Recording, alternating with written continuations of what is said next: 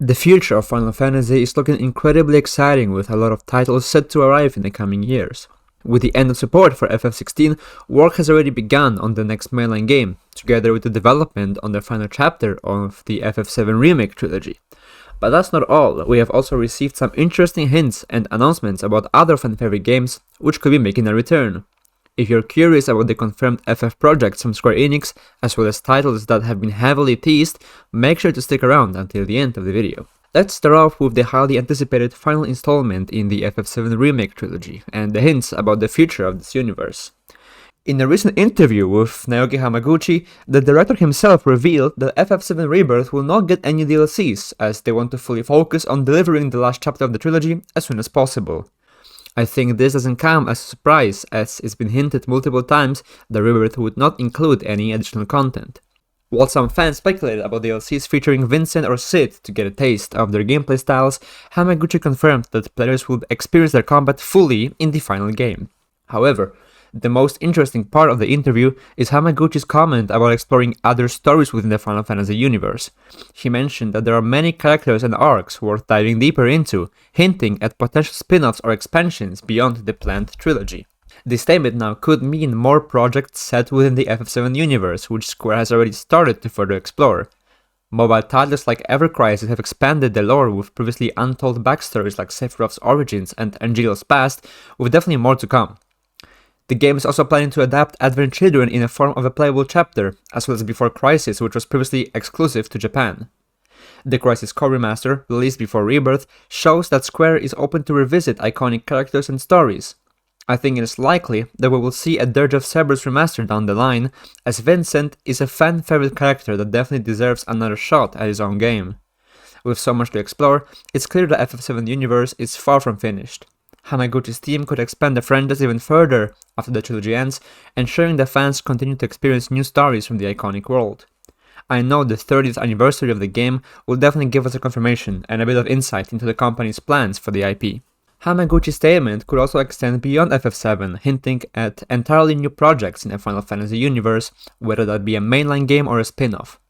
While he mentioned that he and his team might explore projects beyond Final Fantasy and potentially even work on a new brand, it's clear he's satisfied with the work they've done on the Remake trilogy. One very exciting prospect is Hamaguchi expressing interest in collaborating with Naoki Yoshida and the FF14 team on the crossover event. Considering FF14's massive success and previous collaborations with other titles like FF15 and 16, this could be a very likely possibility, which could maybe happen around the time when the last part comes out. Hamaguchi and his team have been doing a great job with the trilogy, and even though it is not yet done, they've shown how efficient they are at delivering quality stories and gameplay. With that track record, it's exciting to imagine what they might achieve with new stories, settings, or gameplay mechanics in the broader franchise. Now at this point, I want to talk about the future of the mainline series and what we know about the next title, FF17. The latest mainline game, FF16, launched in 2023 and has since received 2 DLCs. With the end of updates for the game, I think it is safe to assume that production on Final Fantasy XVII has begun, though we haven't received any official confirmation yet. When asked about the next title in January, Naoki Yoshida, a developer on FF16, made a comment that nothing was confirmed, but he did share some personal thoughts on the direction that the future games could take. Yoshi P expressed interest in making the Final Fantasy games appeal to wider and younger audiences, potentially shifting the gameplay design from the classic turn-based formula. Instead, they might lean more heavily into action-based combat similar to FF16, or maybe experiment with a blend of action and strategic elements, as we have seen in the FF7 Remake trilogy. Personally, I think the ATB system in Rebirth is excellent, and I really want to see it implemented in the future games. Either way, it looks like Square is very much open to exploring different styles to also appeal more to the Western audience, so it's exciting to see what the company has in store for us. Yoshi P also suggested that a younger development team could be in charge of FF17. That way, the fresh perspectives could lead to innovations in gameplay, storytelling, visual design, and even the game's online features if Square chooses to implement them. Now, aside from FF17, there is a few other projects that are being worked on. The first one, FF9 Remake, has been confirmed by the Nvidia GeForce Now database leak, which already revealed several confirmed titles like Kingdom Hearts 4 and plenty of games from other big publishers. A big speculation revolves around what format the remake will take. Some fans wanted to follow the approach of the FF7 Remake trilogy, with multiple games diving deep into the story, world and the characters. While it could definitely be a possibility, I think given the large cost and resources required for such a project, it's more likely that FF9 will be a single release. Personally, I prefer it to be a single title as well, focusing on graphical and quality of life improvements, rather than big changes in the narrative, as in the FF7 Remake. While we are on the topic of remakes and remasters, I also think that re-releases of the older games in form of remakes are very much likely. If you've been following Square's recent releases, you've definitely seen the company succeed with the HD 2D remakes like Octopath Traveler, Triangle Strategy, and the very recently released Dragon Quest III remake. This visual style keeps the same 2D art of the classic titles, but also blending in some 3D elements, and makes the game much more immersive and unique. I think it's very likely that we will see Final Fantasy games remade in this format. Certain games like FF5 and FF6 could certainly use this treatment and give more life into the emotional stories and characters. While the pixel remasters provided an updated experience for older titles, the HD 2D style would offer a massive visual upgrade and bring the world to life in ways players haven't experienced before. Personally, I'll be very excited to try out FF6 in this format, so I hope Square announces the project sooner or later. Finally, I wanted to touch on the mobile Final Fantasy market. While the mobile games might not appeal to every fan, recent news and announcements show that the company might be investing more in the mobile market than we thought, and that they might actually become an important part of Square Enix's strategy.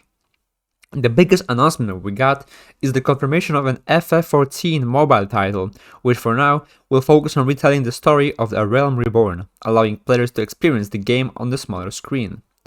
Square Enix has promised that the title will still retain the key elements of the main game, including locations like the Gold Saucer and its minigames, as well as dungeons and core gameplay mechanics. The mobile version will also feature 9 jobs at launch, with various playable races, as well as 11 crafting and gathering classes, so it's looking like it will give us the same experience as the base game on PC and consoles. Now, an interesting challenge that the game will face is adapting the game's social elements for mobile, such as group raids. The devs promised the mobile version will keep the social elements from the main game, but I am worried that they might cut them down, for instance by reducing the number of players that can take part in raids. Now, I don't have any experience with MMOs on mobile, so I can't really make comparisons to them, but let me know in the comments if there's been cases of PC MMOs being ported to mobile, and if there's been any major differences between them. What is very surprising is Naoki Yoshida's confirmation that FF14 Mobile will not include any gacha mechanics, which was something that Square heavily relied on in their mobile titles. For instance, FF7 Ever Crisis and the now cancelled Dissidia Opera Omnia both relied on gacha systems where players could spend real or in-game currency to roll for powerful weapons or abilities. Now, given that FF14 also features rare gear and ultimate weapons, I thought that Square was going to implement the gacha mechanic in some way, but it seems to not be the case. Instead, it seems that Square Enix might rely on the Mog Station system to monetize the game. It will allow players to purchase mounts, outfits, or other add-ons that are exclusive to the store and cannot be obtained in-game. Yoshi P has emphasized that they want to offer an enjoyable experience with minimal monetization, which could make this a more player-friendly alternative to other gacha-based games. Now, it looks like mobile titles are no longer just side projects, and they have started to play a critical role in expanding the Final Fantasy universe's lore and storytelling, with the perfect example being Ever Crisis. Not only does it introduce backstories for key characters, but it also seems to play a role of a central hub in the FF7 compilation. Something that definitely divided the fans was the introduction of Glenn Lodbrok in Rebirth, a character who is prominent in the Ever Crisis story. This move by Square implies that Ever Crisis specifically might be essential to the overall plot of the remake trilogy. Moreover, the game explores crucial elements in the FF7 timeline such as Sephiroth's backstory and plans to recreate content like Advent Children, which previously was a movie and not a playable chapter. Looking forward, it's clear that mobile titles could play a vital part of Final Fantasy's future, at least in expanding the FF7 universe. Ever Crisis already laid the groundwork, and its contributions could prove more important for the last installment of the FF7 Remake trilogy and beyond.